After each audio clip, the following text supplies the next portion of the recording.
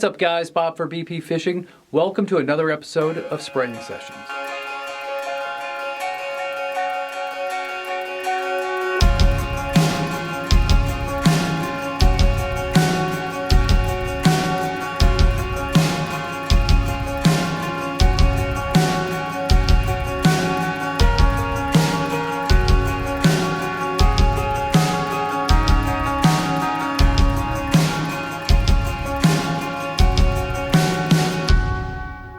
Hey, what's up guys? We are back here with episode 3 of Spraying Sessions.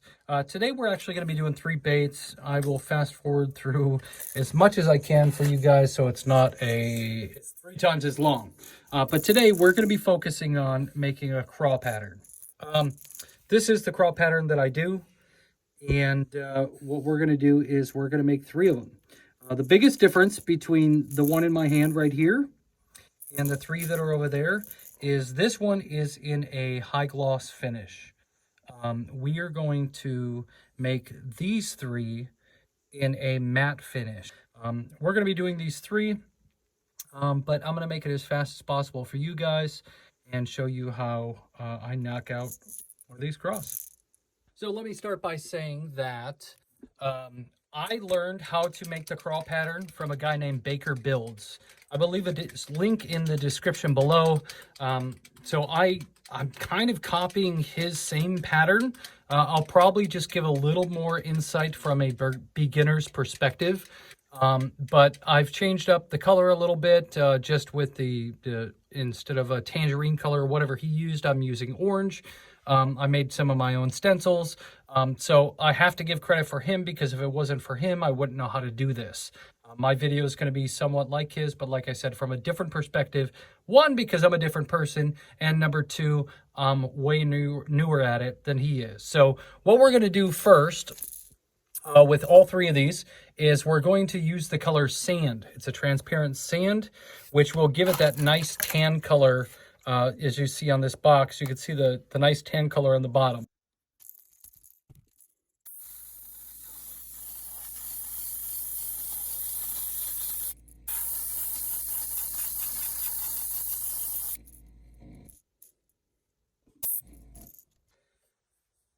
Okay, all 3 are in the sand color along the base of the baits. The next step is going to be to take orange and go from about this point here, right almost at the bottom of the gill, right there, and then go up with orange. So then we're going to have a tan belly, and it's going to go orange, and then it's going to go red, and then it's eventually going to go black. But step by step.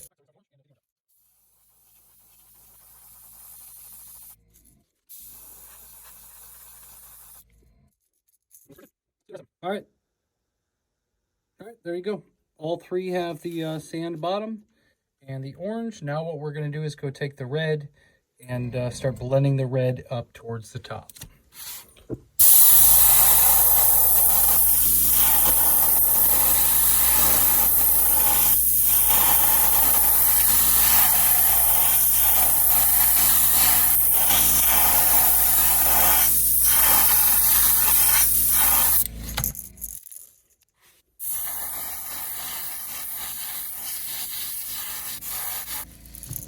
There we go. That's where we are so far. We've got the sand color, the orange to the red. We'll knock the other 2 out, and we'll go to the next step. All right, there we go. All 3 are painted.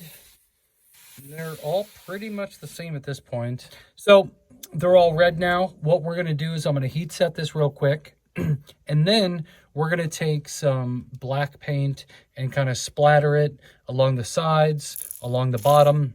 Just gives it some character, some definition, stuff like that. So I'm going to splatter some paint on these 3 real quick on both sides. And then we'll actually get to making the craw piece of it.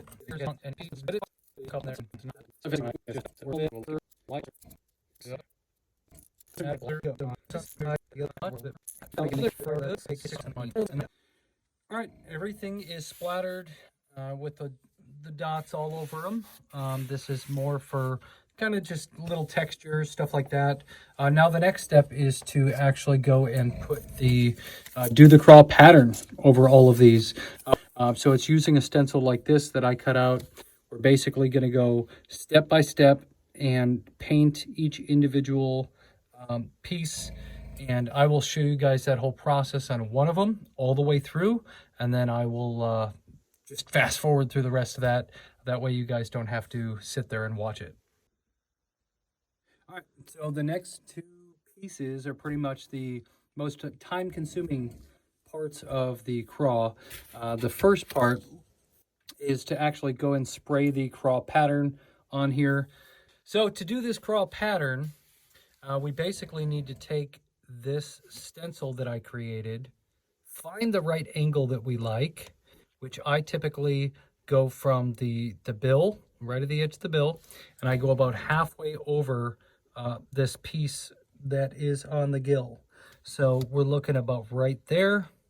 If we fold it to the top, we could basically see where we're going to start this pattern. When you guys are doing any kind of stencil, you don't want to spray it directly on the bait. You actually want to spray it on the stencil. I guess this doesn't apply to every single case, but in this case, we don't want the paint, we don't need to direct the paint exactly on the bait. We can direct the paint onto the stencil and allow the overspray to go over there. So I will show you what that looks like. I think this is the best view I'm going to get. I will try to keep the airbrush out of the way, but obviously I need to be able to hit it. So let's see how this goes. As you see, I'm actually spraying the stencil and just allowing the overspray to hit the lure.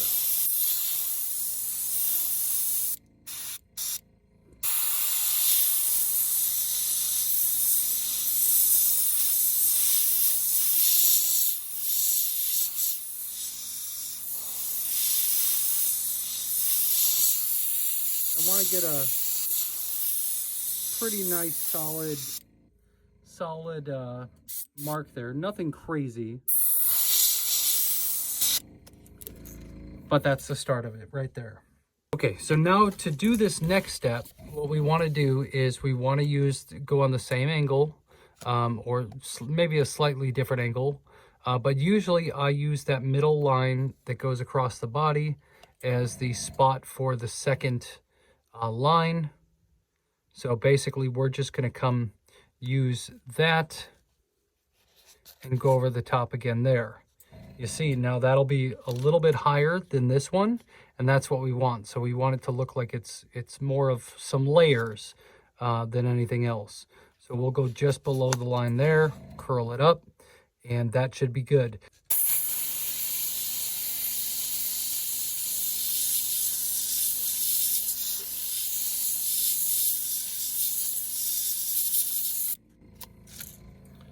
Okay, as you can see, we've got the second one on there, and all we're going to do is go down the chain and do another one a little bit higher up and a little bit higher up towards the end.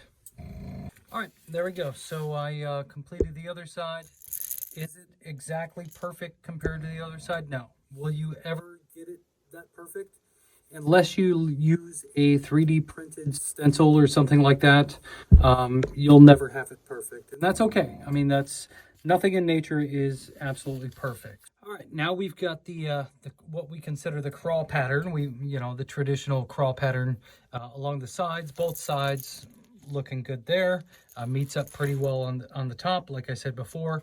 What we're going to do now is we are going to paint the top of this lure black all the way down from the top of the head or the nose all the way down to the tail, and then we are going to darken up around the eyes.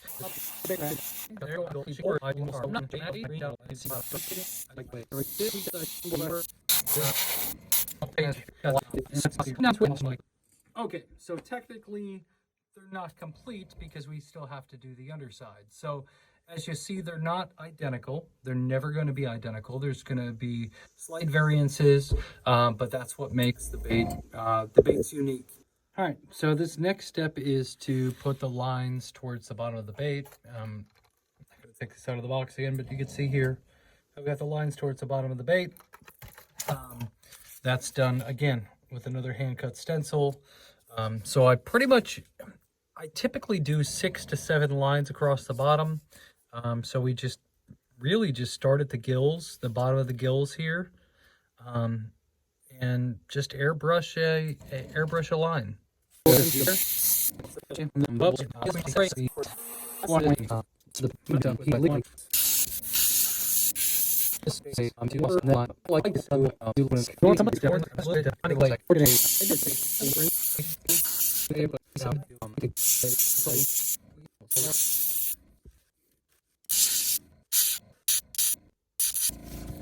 we go. So we've got, let's kind of go over everything again real quick. So we started off with the sand colored bottom, transparent sand. Then we hit the orange, which is this wicked orange. Then we went on to a wicked red right here, which the red is there. Then we use the transparent sand, or transparent black, to do all the defining lines, and to do the top of the bait. And pretty much this bait is good to go as far as the painting piece of it. So we've got to pop some eyes in there. We've got to put my letters at the bottom, and then this thing's ready to be clear coated. So I'm going to go knock out the other two real quick, and then we'll talk after that. All right, there we go. That's 3 craw pattern lures. It does take a while. I mean, there's a lot of steps to doing these. I'm going to go and throw the eyes in here and put my letters on them. Then I gotta basically let it sit for 24 hours. And then I will do the clear coat on there, which will be a matte finish. So you guys now will see what they look like when they're done.